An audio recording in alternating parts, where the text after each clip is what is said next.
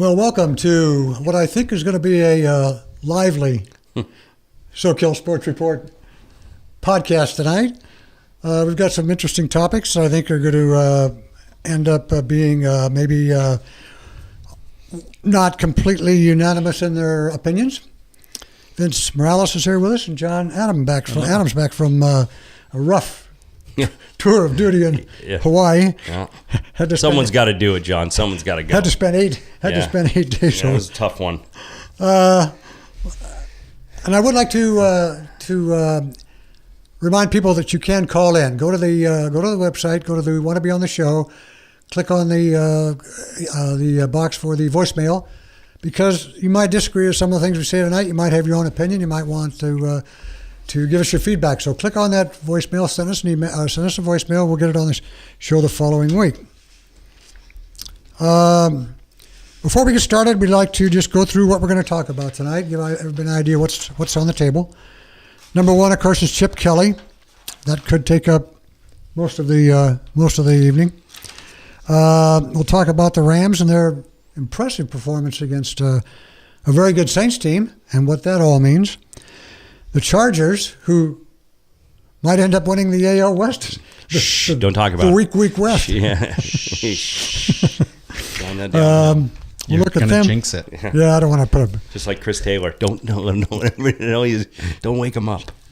We'll talk about the posting. Is it Shohei Ohtani? Yeah. I'm not sure of that pronunciation. Japanese pitcher. The Japanese pitcher who... DH. Pitcher DH who is... you put up a $20 million posting fee, and then you have the opportunity to bid. The highest bidder gets to negotiate. Also, the college football playoffs. I guess the weekly. Would that be out by now? It came out at 4 o'clock. Oh, it did. And I'm very saddened to say that my favorite coach is outside looking in. Nick Saban. Nick Saban is number 5. Yeah. Couldn't happen to a more deserving. I'm not a big Saban fan. Yeah. He told the voters. He said, I don't think one loss should have anything to do with it. If you think I'm the best team in the country, then I should be in the playoffs. Well, you're not the best team in the country. No. Okay, you're not even the best team in the SEC. That's right. Yeah. I don't see him in the championship game. No, not at all. All right, let's get going with Chip Kelly. Interesting quote from the Pac-12 Network's analyst, Yogi Roth, called it a home run hire. He said, Chip Kelly to me is the one guy USC wouldn't want to have get the job because of the type of juice he has. I'm going to fire this right over to Vince and let him see what he has to say about Yogi's analysis of Chip and why this is the Trojans' worst nightmare. Well, Yogi might think it's the worst nightmare. It's going to be a while for Chip Kelly has only ever stayed in a Pac-12 program for 4 years. That's right. That's barely enough time to get his own players, and then he was gone. He was 2-14 in his last gig in the NFL. So I agree with Yogi Roth on the fact that it's a home run hire. It's the best that UCLA can do. There is the highest ceiling with Chip Kelly. Right. But Chip Kelly was way ahead of everybody, and then everybody caught up. Pac-12, every offense in the Pac-12 runs a very similar type of offense. Zone read, spread, fast pace, no huddle. That's you're not going to sneak up on anybody with that anymore.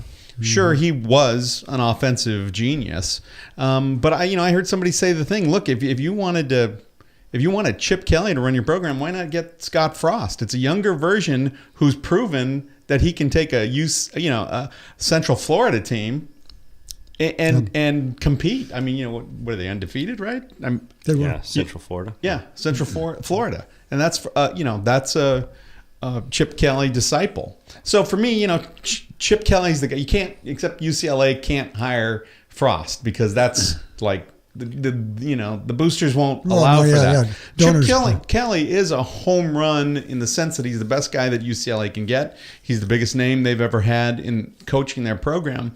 But I'm going to worry about him when he starts to recruit kids there, his talent, and they start to compete, and that's still a 5-6 team. And Chip Kelly with 5-6 talent, 8 years ago, maybe. Chip Kelly with 5-6 talent now, when everybody's sort of caught up to him and he hasn't been coaching in years, I'm not worried about him yet. Right. I will be if he starts to win games and he starts to overachieve with some not great talent. I mean, and let's be frank, UCLA's talent is not great. And he's losing Rosen. And if it's not Monster, if he has to say, yeah, Monster's not my guy, I got to bring somebody in, it's going to be 2 or 3 years, Bruin fans. Yeah, it's not going to happen overnight. No. Sure. It's again, UCLA's 6-6, right? 6-6. Gonna go to some minor bowl game, right? And so this is what UCLA fans have to be hopeful about. Okay, that's fine. Let's see it. Yeah. Because the Chip Kelly the last time I saw him on the sideline, his team was 2-14. Yeah, you know what, Vince? But I don't think he was ever a pro coach. I just that's my 2 cents. I mean, the guy was 46-7 at Oregon, right? I mean, you got to give him kudos for that, right? Absolutely. He put a winning program. He was able to be successful in bringing kids from Texas and Southern California up to Oregon. He's not a great recruiter, and he doesn't like to go in. He does not like going in. So that's going to be a key thing: is who's going to be his home run guy to go get these kids to come. When he goes and sits down in these living rooms, he's only there for 5 minutes, right? Because it's flat out been told. I mean, he said it in a magazine in Philadelphia. He goes, I hated that part of being a coach, right? Yeah. I agree with you, Vince. I think he is a home run. Okay, but on another side of things is nobody's talking about is he better get himself a really good defensive coordinator, because they're giving up like 350 on the rushing, and everybody comes back and says, yeah, but you're going to score 70 points. Well, you know what? You got a brand new quarterback. I think the kid Monster could play in his offense. He went to Tesoro High School right here. Yeah. He can run. He can run a little bit, and I'm not saying that he's a Mariota, but I mean, I think he can fit in that system. I believe it when I see it, right? So I think that it's going to put a lot of people in the stands, I'll tell you that much, because they're going to want to see offense, right? Exactly, yeah. Right, but they're going to have to stop people too. And the officials have now kind of come out, and they know how to work on the whole substitution type of thing and slow teams down a little bit and make sure that, because he did it back in the day when officials weren't slowing down the offense to let the defense set up. Now that's kind of, officials have learned how to kind of slow that down a little bit. But I feel it's a great hire. I think the key thing is who's going to be his parts, for this puzzle, right? To make his lieutenants. Who's his lieutenants? Now, I think USC should be a little bit scared because they have been very successful in recruiting good backs and good receivers with a lot of speed. And now there's 2 options to stay close to home now with that kind of an offense, right? So there will be a little bit of a battle, right? I think Helton is better by looking somebody in the face in a living room and saying, hey, look, you're my guy, But I'm a wait and see kind of guy. I think, like Vince said, I think it's a great hire. I think it's going to be a great buzz for the Pac-12, right? Really is going to be a great buzz. But like Vince is, he ran that offense so good that people had to learn how to defend it, right? That's right. So, and he got out of there, and he was 2-2 in bowls, right? Right. So when he got to the bigger, better teams, he was just 500, right? So, and then I think he lost a shootout, I think, to Stanford in a Pac-12 championship or whatever. But it's just, I'm a wait and see kind of guy. I think it's a great hire. Really curious to see how he puts his whole squad together. Right. But I'm going to be a wait and see. But I think it's great for college football that he's back in college football, right? I don't think I think he just said, well, I was very successful in college. I'm going to be successful at the pros. Sometimes that offense doesn't work, and it doesn't, but what he brought creativity to, those offensive linemen were the best in shape offensive linemen in all of football. Those guys, that's what he did in the pro football deal. He made those guys lose weight, and get fit. And you were not just some fat guy that blocked. You were really in shape because he ran the fast-paced offense. So it's going to be good to see him back in college football and back in the Pac-12. But I'm a wait-and-see guy, to be honest with you. I'm a 50-50 guy. So I'm still not happy with how they got rid of Mora, but that's a whole other story. Yeah, that happened very quickly. Should UCLA be concerned at all about he's got some baggage? Yeah, sure he does. Yeah. He was sanctioned for, accused of paying Willie Lyles, who ran a from Texas, camp, bringing guys to school.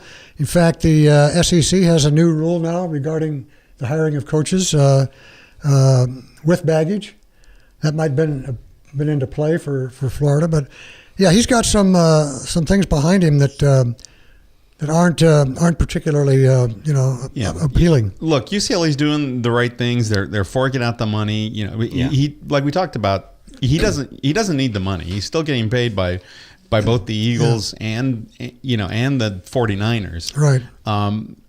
So money was not really an object for him.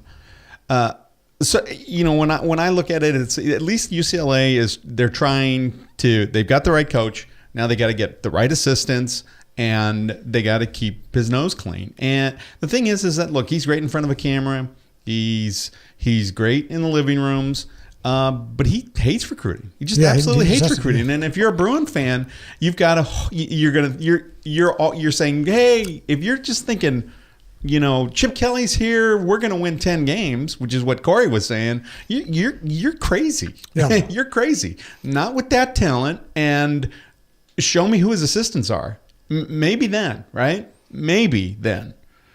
But not 10 games next year with that talent? No way. Yeah, plus putting the cart before the horse there. No way. And the other thing too is it's much easier, and nothing against academics, but it's obvious. It's much easier to get these kids into Oregon than it is to get them into UCLA. Exactly. So that's going to be another hurdle he's going to have to learn how to deal with, right? Yeah. So that's a UC system that's more towards academics than they are athletics. So they gotta eat. That's my advice to UCLA fans is pump the brakes. And my advice to USC fans is also pump the brakes, because a lot of USC fair-weathered fans are, oh my God, the sky is falling. They got Chip Kelly, the sleeping giant is.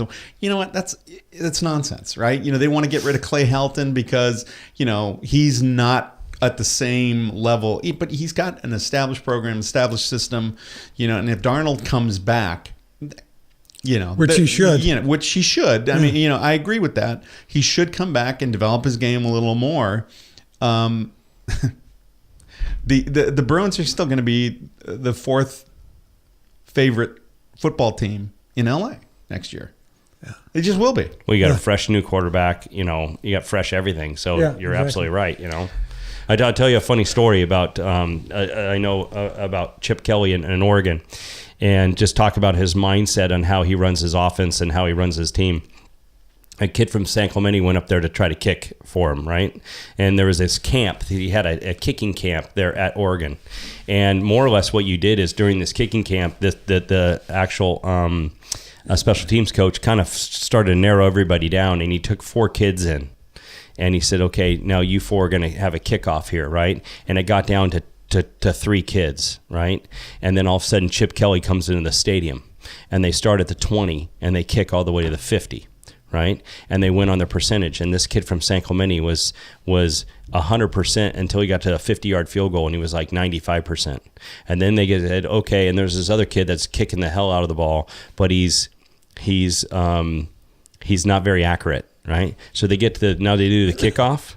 And they and both those other kids who had high percentages, they kicked it right to the goal line, and then the other kid kicked it almost out into the stands. Right. And he says, "You got the job." And he goes, well, "What are you talking about?" He goes, "We don't kick field goals here." And he walked away. He goes, "I just don't want anybody running it back." So, so just don't expect UCLA to go for 2 a lot. Just to let you know. Yeah. If you're a recruit though, if you're a kid that's coming out and you haven't made up your mind, wouldn't you rather have the head coach come in and sit down and present his program and where you're going to fit into it? And he might have to do that to begin with, right? But if he establishes a program, you're going to see him not do that. if he's got himself a good right. Because remember, who was the LSU coach was a really good recruiter for Carroll, right? Oh, Ed Orgeron. Absolutely phenomenal, right? If he can get an Ed Orgeron, 2 SEC gigs, Ole Miss and now LSU, and trust me, he wasn't good enough for the USC job. He shouldn't have been. He wasn't good enough for Ole Miss or LSU. I don't, he's probably going to at some point lose his gig there. But he's phenomenal. But he's a great recruiter, yeah. and he's the kind of guy who can fire up a team on the sideline, and you'll run through a brick wall for him. Or a simulated brick wall like we've got behind John. It's all it's not always the head coach who's there. They need to show up and go to the high school games. It doesn't sound like that's Chip Kelly's favorite thing to do, right? But he's going to have to do it. Every head coach has to do it, and there are the guys who are texting and emailing and hitting up the kids, the good recruits. It's not always going to be Kelly. It's going to be somebody else. And so who is that guy? Tell me who that guy is, and then I might be nervous about what's going to happen next year. He's also not real media friendly. No. Doesn't like press conferences, doesn't like lengthy interviews. Morrow was pretty good. With the. He was pretty good with but you could tell Morrow sometimes got a little chappy. He didn't like stupid questions, right? Well, who does? Exactly. But I think that if he doesn't like to go into somebody's house and recruit a kid, he doesn't want to sit in front of you and listen to you ask him questions. Right. It's just his persona. I mean, it's who he is, right? So again, it's like we've said. What team is he going to put together to handle those kind of things? Right. That's going to be the important thing for him. So. And I know a lot of Pac-12 fans are, the sky is falling or, whatever. Oh, UCLA's got Chip Kelly, and now it looks like there's Herm Edwards rumors to ASU, which would be another great hire. Mm-hmm. All of this is good for the Pac-12. All of this is good for the Pac-12. So, it's a good group of coaches. See, your boy T. Martin was not non-committal on the offering at. Apparently going back to Tennessee as a head coach? Well, they've screwed that whole thing up so badly. I don't blame him. I'd drive T to the airport. If he was interested. T. Martin ain't a head coach. I'm sorry. When I saw that, first guy I thought of was Vince. I know how much he loves his play calling. Yeah. No, that's a bad hire if that's what Tennessee's in. You're right, Vince. They have screwed that whole thing up. He says, I can't say anything until after the polls. Right, T's saying all the right things. But, obviously being, a national champ at Tennessee, obviously, the folks in Knoxville are going to be looking to somebody who's, been involved in that program. But T. Martin probably fits with what Tennessee could get right now because they just screwed the whole Schiano thing so badly. So badly. That was a disaster. And again, that's what happens in this day, where social media is sort of leading the way. Right. All these people with their digital pitchforks and. You got to think the offensive defensive coordinator of one of the SEC finalist teams are going to get that job at Tennessee. Auburn, assistant coach or. A Georgia assistant coach or somebody like that's going to be, maybe an Alabama assistant coach is going to get those jobs. But I thought Florida actually was going to have a good chance at Chip Kelly, and that actually faltered pretty fast because you got to assume Scott Frost has been very verbal about going back to his alma mater and coaching Nebraska back to where it was, and right. Osborne's still the AD there, and that's who he played for. So I have a feeling a lot of people said, yeah, we want Scott Frost, but I don't think you're going to get him, so why even bother? So I think they're going to get lucky we can get a good coach there. So, and you're not going to go after the South Florida guy. He just got that job. He came from Texas, Charlie Charlie Strong, yeah. So I don't see him jumping ship so early. So, but those are all those kids that don't get the Florida State and Florida. They don't get recruited by them. They go play for these guys. I think South Florida is the biggest college in Florida when it comes to enrollment. Right. Yeah. Right. So I saw something today too about who was it, Kevin Sumlin? Sumlin, yeah. Sumlin. in line for the ASU job. Yeah, I heard that too. Herm Edwards has been rumored, and Sumlin, They canned that guy who had a winning record. Yeah, Graham. And there you go. You got Noel Manzone, who's the old offensive coordinator for Mora, who went to be the offensive coordinator at Texas A&M. Right. And now he's probably going to look for a job. Because Summerlin's gone. It's the crazy circus. The carousel. And here's the crazy thing about it, right? Noel Manzone lives in Arizona. Well, so now all of a sudden here comes Sutherland to possibly ASU, and Noel gets to live at home.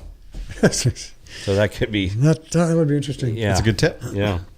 Can we bet on that somehow? Check the odds in Vegas. Yeah. Let's talk a little bit about the Rams. It's a nice win against New Orleans, breaking that 8-game winning streak. And again, a good game offensively, a good game defensively. It was really a brilliant win.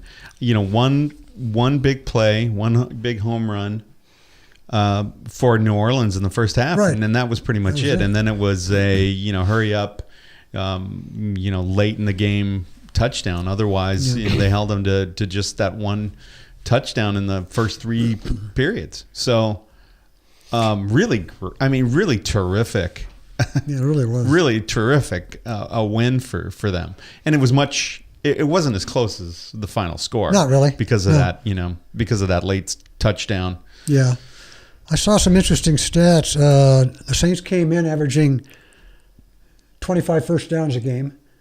30 points a game. They got 14. They were converting on 40% of their third downs. They converted on 3 out of 13. Yeah.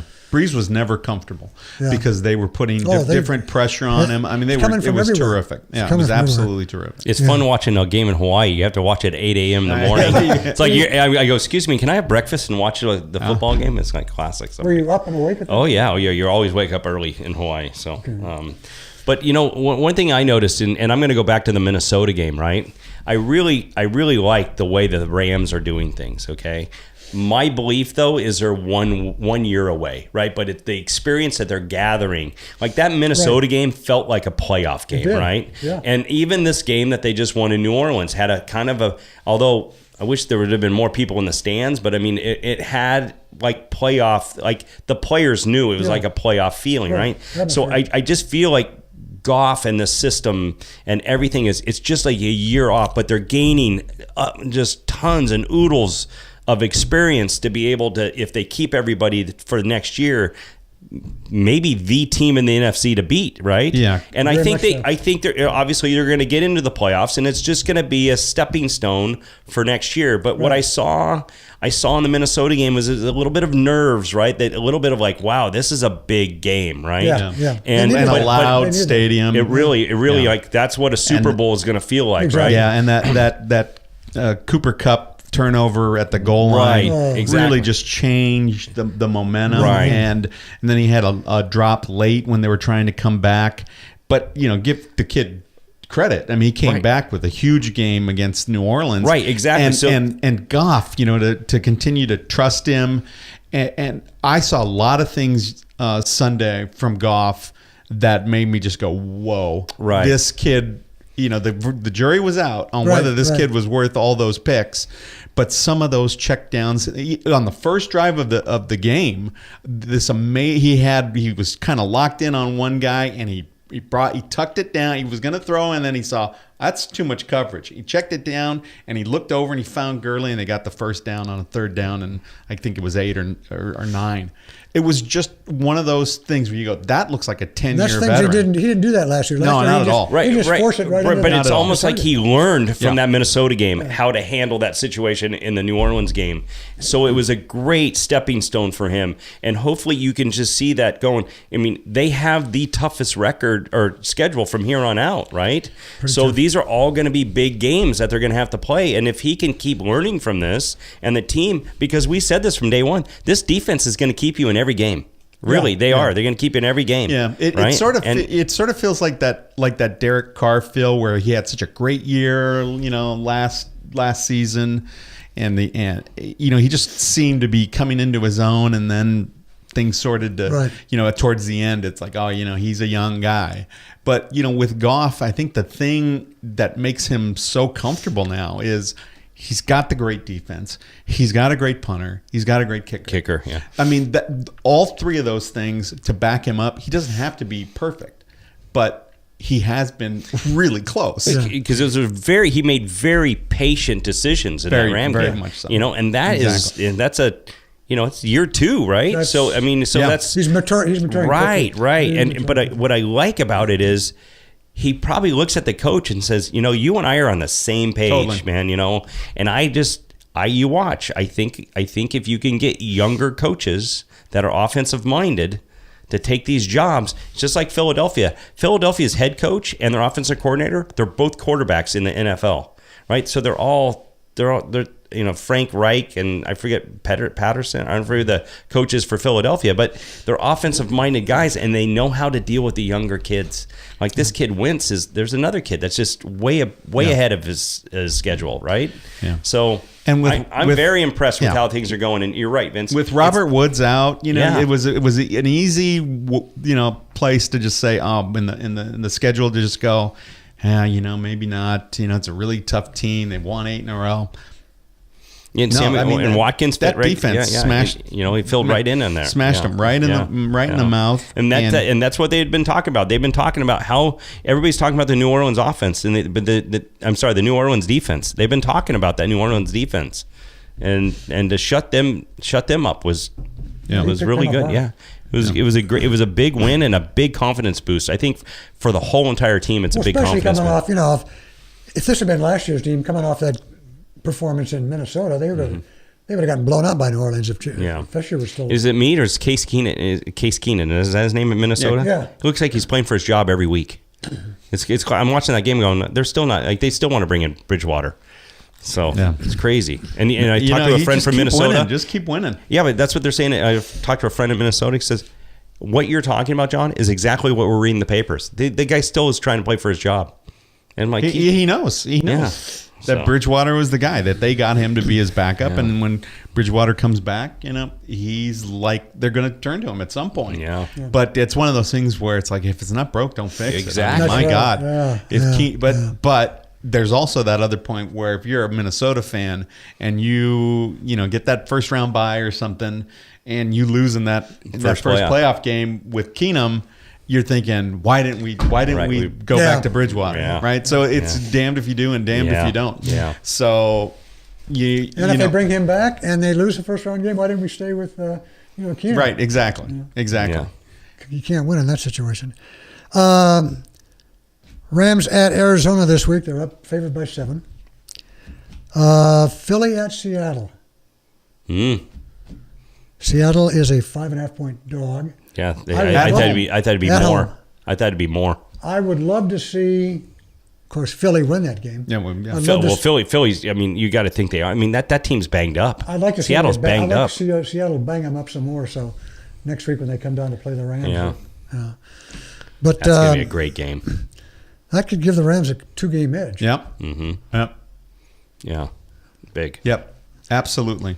So that's going to be a big weekend. Boy, the Chargers.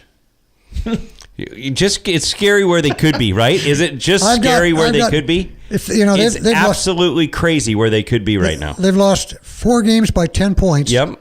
If they'd gone 2-2, they'd be 7-4. Right. Instead of 5. Yeah. 1 game ahead in the division.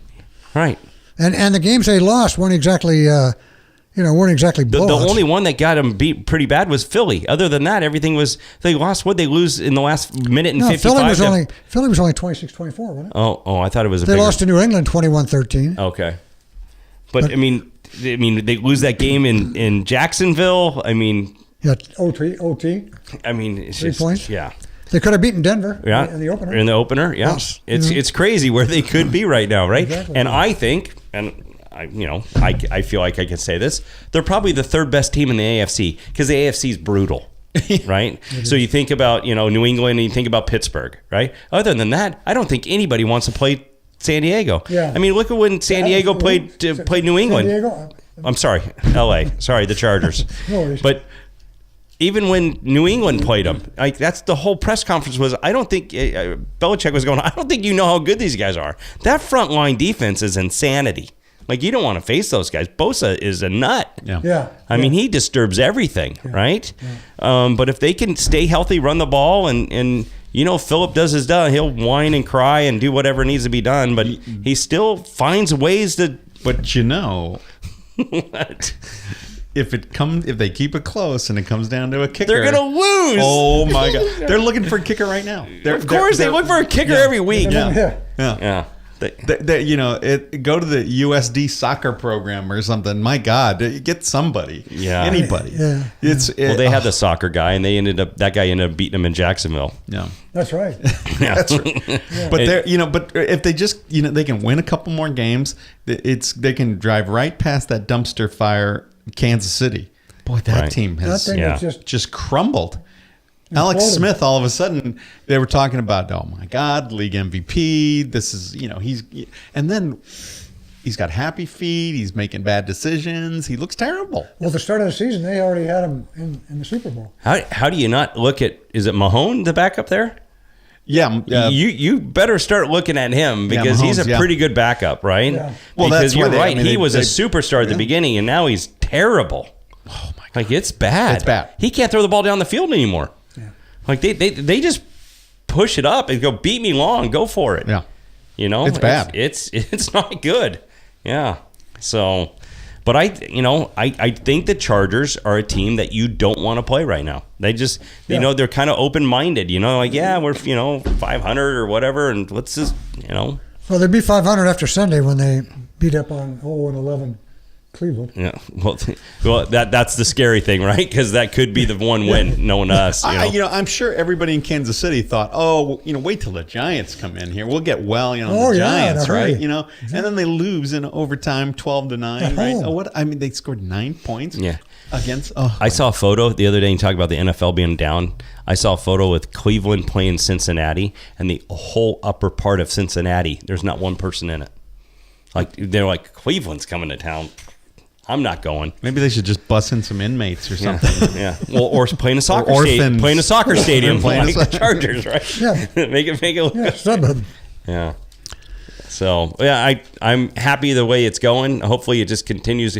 I'd love for them to sneak in. I'd love to see them win that division. Even if they're one and done, I'd still, like you say, it'd be another good winning if they work their way into winning, the majority of the games going down the road and getting into the playoffs, I still don't think you want to play them. Like you'd be that team that gets, first plays last or whatever, or they get in as a wild card or whatever.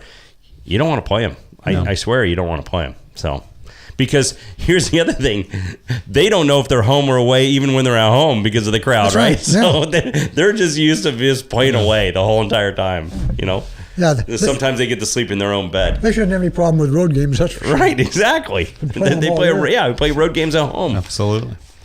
So, all right, let's talk a little.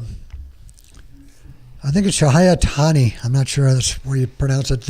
I'll let you just keep saying his name. I'll butcher it. The Japanese pitcher outfielder. The Japanese Babe Ruth. Yeah. Man. I think teams will be able to start submitting their secret bids, right? It's funny because there's the $20 million transfer fee or posting fee, right? Right. They can start offering bonuses, whatever they have under their cap. Right. Like for instance, the Dodgers can only offer a $300,000 bonus because that's the limit on them. But other teams can offer bigger bonuses. But his agent has come out and said, it's not about the money. Right. If it was about the money, he would have stayed in Japan and been eligible for a $200 million contract or whatever. Yeah. So it's not about the money for him. He wants the right situation where he's going to be able to pitch and play or hit or whatever. So, but the thing is that when he comes over, it's a major league rookie contract. I mean, other than the bonus, it's a major league rookie contract. He's going to make the major league $400,000 or whatever it is. Yeah. So that is, the thing that's different for each team is the bonus. You know, and where they can tell him. I guess they have to submit an essay on, to tell them how they're going to use him. Yeah, and spring training facilities and medical staff. Just I saw the whole thing on 60 Minutes on the guy. Right, it was a unique story. He's very quiet to himself. He's not one of these flashy guys that goes out and goes out in the town and stuff like that. But I play golf with a guy who is very involved with the Japanese national team. Okay. And I said, hey, look, I saw this thing on this kid. It was very impressive. And he looks at me and goes, he's a pitcher in the major leagues. And this guy pitched in the major leagues. He goes, he's a pitcher. And I said, well, yeah, but he doesn't want to do that. He goes, look at it, John. You're going to spend a lot of money on this guy. Okay, he comes over and he's a pitcher, but he wants to hit. And then all of a sudden he takes one off the hands, right? And he gets hit, because these pitchers are going to pitch him inside if he says he's an American League guy, right? And all of a sudden somebody's going to say, yeah, you can DH for us and you can pitch are you going to relieve, or I don't know what he's going to do. If he's going to start, right. So is he pretty impressive when he hits the ball? He goes, yeah, it's pretty impressive. Goes right? a long way. But again, you can't play him every day as a DH and expect him to go throw 7 innings as a pitcher. It's too much. Like, he can't do it. So in my mind, what I've seen, and I've seen it both, he says he's a pitcher. Throws 100 miles an hour or high 90s or whatever. He's lean. He looks like he's a guy that lost the baseball game for you, the World Series for you. He's a big, tall Japanese guy who. Oh yeah. Darvish. He's a big, but he's leaner and he's very, very flexible. So that's why he hits very well. He's kept himself in great shape. He goes, but he's a pitcher. He says, does he hit? Yeah, no problem. But I can't see a guy DHing one night, stretching out, singles to doubles to triples, and then going ahead the next night and he's got to throw 7. Yeah, it's not. I don't know if he can do it. I think my feeling on this is that. That's sort of it's sort of the same type of thinking of, yeah, but you need your leadoff hitter to take pitches and get on base and steal bases. It's different now. I mean, the game is different now. Yeah. So the Dodgers seem like, hey, well, we'll put you in the outfield. We'll put you at first base. I don't know what he can do in the field. I mean, he's a DH, right? I mean, that's what he was doing in Nippon, right? So yeah. I don't. What I'd like to see is a National League team gets him, and he goes, and your pitcher's batting 4th. That would look great in the National League. So, all of a sudden your pitcher's batting 4th. The Padres would bat him 3rd. Yeah, exactly. Yeah. I think that would be pretty cool to watch your pitcher bat 4th, Yeah, but again, the Japanese leagues, I mean, he's hitting 500-foot home runs in the Japanese league, right? Not every pitcher is... Yu Darvish, right? I saw Yu Darvish handle a bat in the World Series, and that was pretty ugly. Yeah. Although why they walked him on 4 pitches at one time. but I think the thing is a guy who can throw 100 miles an hour. You just nod your head and go, yeah, you want to play the outfield? Mm-hmm. Yeah. Okay. Yeah. Just get him in camp, right? Tell him whatever he wants and get him on your team and get him signed up, and then, son, you're not hitting. Yeah. Just keep throwing those 100-mile-per-hour fastballs. Yeah, you got to. And then you could use him in the pinch inning role. That's another thing that you could use him in. Yeah. So. Absolutely. And if you use him as a reliever, you don't have to do double switches if he's in the National League. You can just pop him in. Right, anywhere. Mm-hmm. Yeah. And let him hit for himself and let him go 2 innings. He could be a 2-inning reliever. If he's as good as the hype, then there's a lot of possibilities for a guy like that. Yeah. Is he going to play? There's not one team who's going to let him play every day. No, that's they're just not. They're not going to let him DH, 4 times a week. They're just not. Mm-hmm. No. But there would be a team that might let him platoon or, DH once or twice a week. And if he's in a 5-man rotation, he could probably DH in that middle game, where he's had 2 days since he's pitched in 2 days. Or if he's a National League guy, so he gets a hit when he pitches, and then you throw him in right field or something like that. So here's the complication for an American League team: is he's either a starter and a DH, because if he's a reliever and a DH, you can't do that. Right? You lose your DH, right? Yeah. And you've only got one good hitting pitcher. I mean, it complicates things. Yeah. So that's not a complete slam dunk. So if they look at him and say, "We're going to start you," and DH, that's pretty much it. They're pigeonholed to that. But if there's a possibility that he could be a 50 save reliever, right? Mm-hmm. That doesn't quite work in the American League, because you can't DH him, but you can pinch hit him. You can play him in the field. I don't know. It'd be interesting to see where he ends up. But $20 million and big bonus. So that's what the bonus is. $20 million. Is that what he's? No, it's a posting fee. That's what they have to pay Nippon. Oh, gotcha. All right. But then they can offer him a bonus. But then his contract has to be, because he's coming over early. It has to be the major league rookie minimum. This is kind of like a soccer premium, right? soccer The transfer fee. Yeah. Exactly. While we're on baseball, what are you guys' thoughts on where Stanton and Martinez are going to end up? I guess it's just time. I mean, I think Stanton in the Dodger outfit would be great. I just don't know if that's what's going to happen. I don't know. How much is he asking? Well, I think it's a matter of how much contract a team will take. I mean, there's a limit. I mean, he's got a huge, he's already signed through. He's signed. He's got an opt out in 2 years, 3 years. So he's signed. It's a matter of working the deal. So the only team that I know of that has players out there that look like they've been offered was San Francisco. Joe Panic and a couple of prospects. He's not going to hit a lot of home runs in San Francisco. It's too cold. Well, I mean, Dodger Stadium's not, notoriously not a home run park, but it's different now with the ball, and they moved the fences a little bit, so it's a little friendlier. But I think for any team, Dodgers, Angels, whoever, if you can get the guy in, it's just a matter of whether you're. So is Jeter just don't want to pay him? I mean, is he just trying to start fresh? They want to rebuild. They want to get rebuilt. They want to get. And again, that's. Well, the Dodgers have a lot of recruits. I mean, they have a good farm system. Sure, but how much of his contract could they absorb? Well, then Chicago might be a place for him to go then. Well, the Yankees have a good farm system too. Yeah, they have no but problem.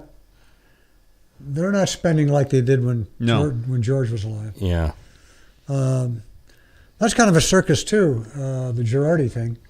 Yeah, now they're interviewing Carlos Beltran. Jeez Louise. 30 days, retired. Yeah. Yeah, they hired a guy on the way in saying, he still can't understand why Girardi was fired, and all the people that they're mentioning, he doesn't think are any better managers than Girardi was. No, this whole, I don't see eye to eye with the young generation or whatever. The guy's winning. He took that team almost to the World Series. Right. I mean, getting back to Martinez, I think our buddy Scott Boras wants, $210 for 7 years? Jeez. I mean, that's just outrageous. That's insane. Wow. So we'll see how far that goes. The Giants need to take a run at either Martinez or Stanton. Yeah. I mean, they just have to. Yeah. I mean, that team is just... They need a hitter. They've had enough of the Panda. Yeah, they need a hitter. Yeah, they do, actually. Yeah, they need a hitter. And... corner outfielder who can hit. Well, like you said, it's all in, and how much contract they want to accept. I mean, and also Giancarlo Stanton has to. He's got the a trade clause. I mean, he's a veteran, and so he's got the experience, and so he can dictate where he wants to go. And the Dodgers are one of the only teams that are officially or will be officially. A team that he will allow Miami to Will he allow Miami to negotiate trade him with. to San Francisco or not? San Francisco's not on his list. He'd have to give them permission. Can he play first base for the Angels? Just saying. Maybe. Maybe Upton's brother will teach him how to play infield. There you go. The college football playoffs. Finally came out today. Clemson 1, Oklahoma 2, Wisconsin 3, and Auburn 4. Yep. It's what everybody was predicting. Bama's probably 5, right? Yeah, in fact, down to 6, down to Georgia, they're the same as the AP. Yeah. Same first 6 teams. Auburn with 2 losses. Have we had a 2-loss team in the Final Four before? Yeah, I think we did, didn't we? Did we? Can't remember. I mean, Auburn took it to them. Yeah. Yeah. But again, I just think we're going to have a lot this weekend, right? So you have got the SEC. Oh yeah, the SEC championship. You have the ACC championship. So you have Miami versus Clemson. Clemson just needs to hold serve and keep that. Is it, Miami. Is it Georgia Auburn? Is that what it is, or who? Yes, it's Georgia Auburn. Yeah, Georgia Auburn. So those guys, the winners of those. But does Miami is Miami only got 1 loss? Yeah, but a terrible loss. That Pitt. To a dreadful Pitt team. So where are they in the standings? 7th or 8th. 4, 5, 6, So 7. if they beat Clemson, do you get put in there? Or I don't think they're scheduled. So if Clemson loses, okay, it's a good question. And Auburn loses, right? Now, if Clemson, if Auburn loses, it's Georgia. So Georgia would 6th. Georgia would likely, because they'd be a one-loss team. And then Alabama would slide in with Auburn losing, right? Maybe. I mean, it depends. If Miami has a good win and Bama's idle. Yeah, I've had this discussion with a lot of people. What's the best Alabama win this year? LSU? LSU. Yeah, it's not good. Yeah. It's not Mercer. Or Fresno State. Yeah. Or Colorado State. Right. That's right. No, it's a terrible schedule. I mean, you got to come into It's awful. Yeah. It's awful. And so when Nick Saban comes out there and says, we only got 1 loss. It's like, okay, you didn't win your conference. Yeah. As far as I'm concerned, I think a 14 playoff is great. Everybody says, this is why we need an 18 playoff. They're always going to say it. No. It's an and 1. It was always like, who's 1 and 2, right? Yeah. At the end, and then they play. So you made 4. Okay. But it's still just an and 1 game. Right. They add the and 1. It's great. Pete Carroll was talking about this years and years ago. We should have an and 1. We should have an and 1. Right. Now we have the and 1. Okay. It's great. Nobody in the top 4. And I say this because Notre Dame doesn't have a conference. Right. You can't have somebody in there who didn't win their conference. Right. In my opinion. Right. So if you're going to jump somebody who won their conference over somebody who's, if they've got 2 losses, but you got 1 loss, but you didn't win your conference, I'm fine with that. Well, wait a second. Ohio State plays Wisconsin, right? Yes. Yeah.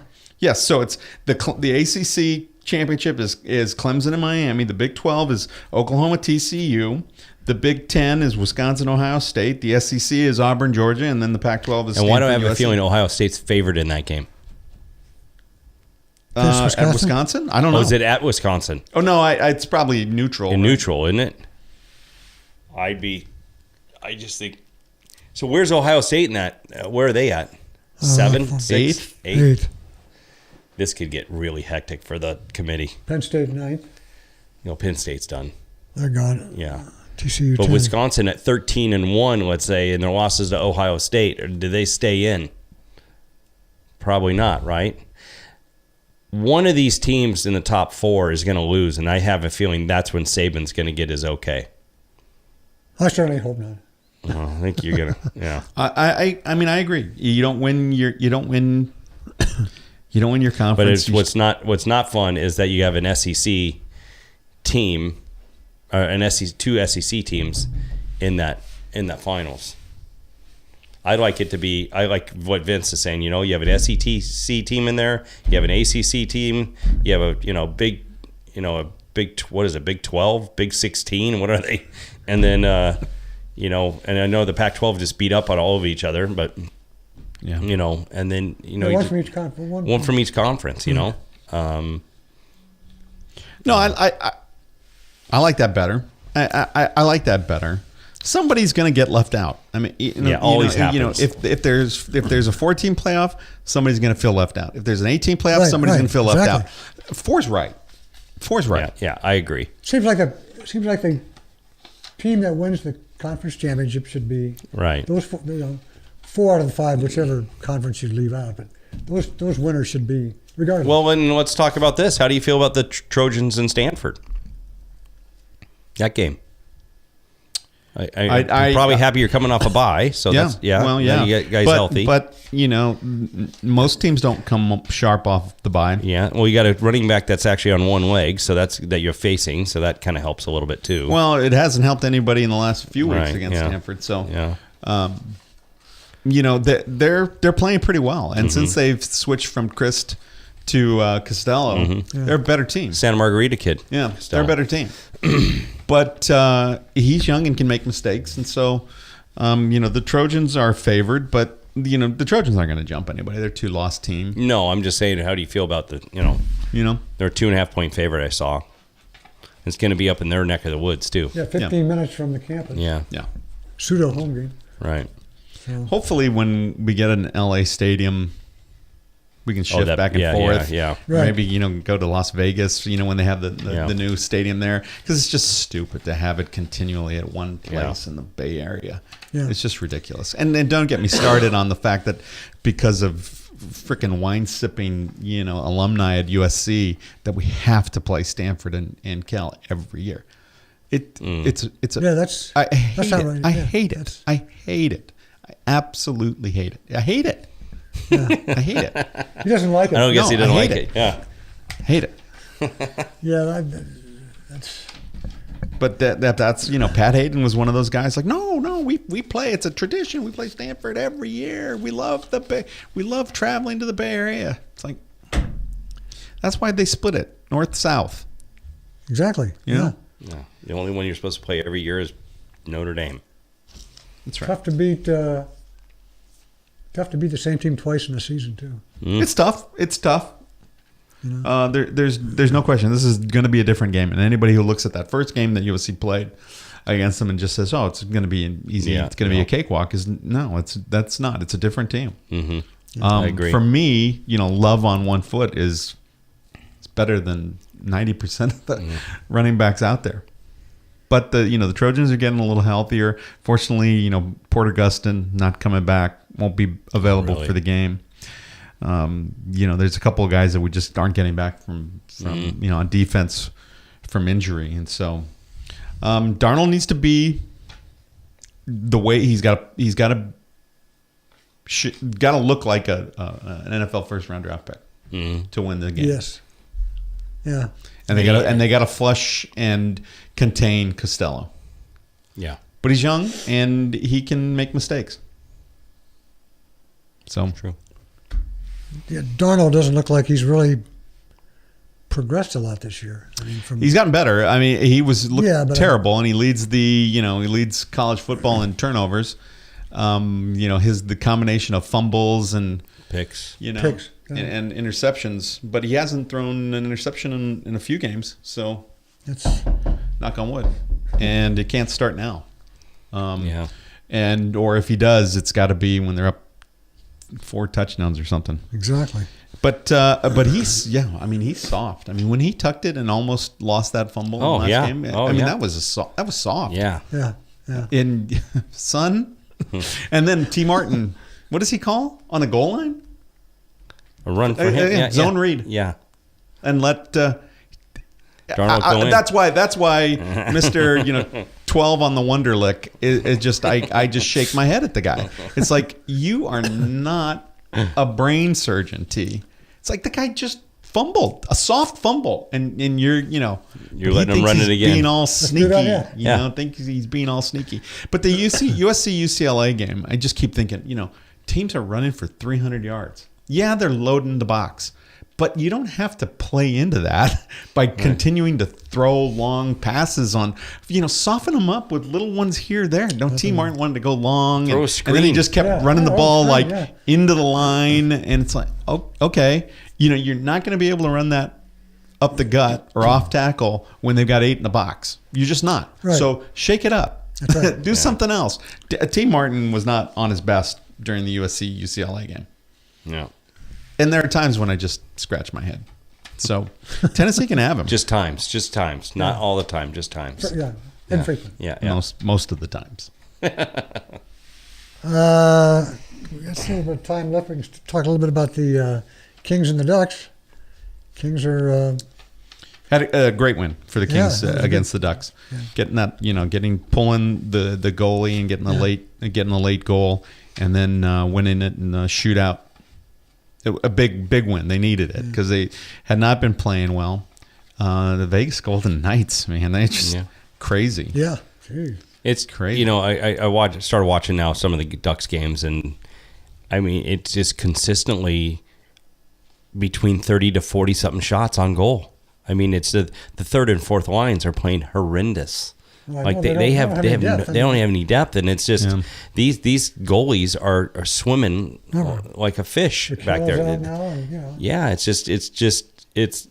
they have nobody on their third and fourth line. Their third and fourth lines are just getting shelled, and you can't keep your first and second line out there all the time. No, you're gonna run them down. And so, I mean, I think there was a stretch. I don't know what it was in the Kings game, but it was a stretch of like 4 games where the goalies took on over 40 shots. Yeah, I mean that's ridiculous. You can't win. I mean, the second and third times like off the.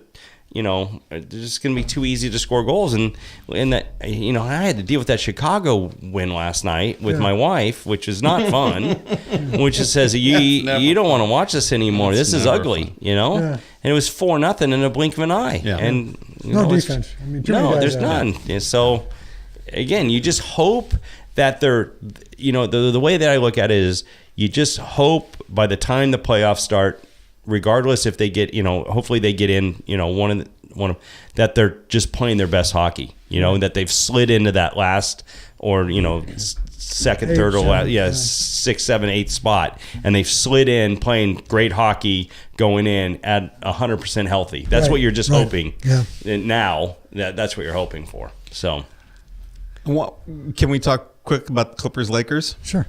I mean, it was a good win for the Clips, but the big loss with Blake going out with the. But it's not as serious as I thought it was. It's a knee injury, but it's not. It's an MCL sprain. I hear it's an MCL sprain, so he's going to be out a couple, several weeks. Yeah, 4 to 6 is what I heard. Yeah. So it wasn't a tear. It's just no, it's a sprain, an MCL sprain. Yeah, and it was Doc was blaming Lonzo, saying Lonzo pushed Austin into Blake, but it wasn't. Yeah. It was his son. So shut up, Doc. Yeah. And so with Patrick Beverley out, for the season, right? That's a wounded team. Yeah, it is. And you can tell just how inconsistent the Lakers are. Oh, when in a game like that, they score a bunch. You're up by 5, right? Yeah. And then all of a sudden you blink your eyes and you lose by 5. Yeah, exactly. So it's just good God, Williams had 40. Dropped 40 on him? Not surprising. Yeah. And then, got to be patient with Lonzo. Yeah. But I don't know that's, it's going to get better. 31% field goal, 24% from 3. It's got to be near the cellar, right? His defense is bad. He crashes the boards well, but he doesn't play very good defense. Yeah. 8.7 points, 7.3 rebounds, 7.1 assists. Yeah. That's what you figured. Yeah. That's what we figured. Yeah. But it's got to be better than 30. 1%. Yeah. Jeez. And then him at the rim. I mean, he looks like a 19-year-old kid at the rim. Yeah. He looks like a kid who hasn't lifted many weights. Playing against men. Right. He looks like a boy when he gets to the rim. He can't finish. And your center, I think your center's shooting more threes than your guards. Oh yeah, He's unbelievable. Yeah, Oh, for sure. That shouldn't happen. Kuzma's an absolute what star. What a find he was. Absolute star. Great find. Yeah. Great find. Great find. Christmas. And Larry Nance Jr. is back from injury. So Luke's got some work to do. I mean, he's gonna earn his pay by switching things around. Brooke Lopez and Andrew Bogut have just been disasters. Yeah. Be patient. That working them in. We'll figure it out. But he preached. I think at times I think I've sent a text message to some of our friends, and I'm like, at times I feel like I'm watching a bunch of guys playing on a playground. It's just going back and forth. Balls are flying everywhere, and people running into each other, and the loose ball layup or whatever. But it's just, I don't know. There's just no structure when I watch the Lakers. It's organized. just Yeah. Walton was pressing. He was talking about defense in preseason, and it's still haven't seen any evidence. Yeah. We're going to work hard on defense this year. Number one priority. You might want to go back. It looks like 5 guys who are playing individual defense and don't know what the other guy's playing. Exactly. Yeah. It's bad. Looks like a pickup game. It's bad. Yeah. And Lonzo is, he's going to get better. He's going to get smarter as he gets more experience. But he's a poor defender. He's just a poor defender. Yeah, you can't have 5 guys playing individual defense. No. That's what it feels like. There are moments when you see these moments where they're switching right and they're playing good defense and they're extending and they're pretty long and they can get to those 3-point shooters sometimes. And then it just they're so young and so inconsistent. And then you think you get a steady hand, like maybe Brook Lopez will steady him. Yeah, Corey Brewer's been pretty good, a veteran. Kentavious Caldwell-Pope has been pretty good. There's lots of guys that are doing pretty well, but they're lucky to be where they are. What, 8 and 12? Yeah. They're lucky to be there. Yeah. But like we said, last week, started 10 and 10, and then it was, all hands on deck, red alert. Yeah. And do we have is it SoCal finals this week in football? High school? Yes. Yeah. Is it Mater Dei St. John Bosco or is it? Yeah. Just wondering. Is that at Anaheim Stadium or where's it at? No, it's at I think Cerritos College. Is it? It's interesting. Anaheim I'll tell you. I'd like to see if Chip Kelly's going to be on that sideline. Mater Dei. He should be. A friend of ours went to watch. A friend of ours went and saw the Mater Dei Mission Viejo game, and he's like, they just push people around. Like they went and watched the Mater Dei Mission Viejo, and he says their left tackle is 6'9", 310, going to Alabama, and he just pushes people. He just holds people, just pushes people away. He says it's just a man playing with children. It's just crazy. Yeah. And he says their whole line's like that. This is crazy. So curious to see because St. John Bosco has beat, even though Mater Dei had the better record during the season, Bosco's been known to upset them. The same thing happened last year. Mater Dei beat them for the league championship, but Bosco beat them in the NCAA final. Yeah. So. Yeah. All right. I think that's it for tonight. Anything else? Nope. I'm all good. We're good. We're out. Peace. Good night.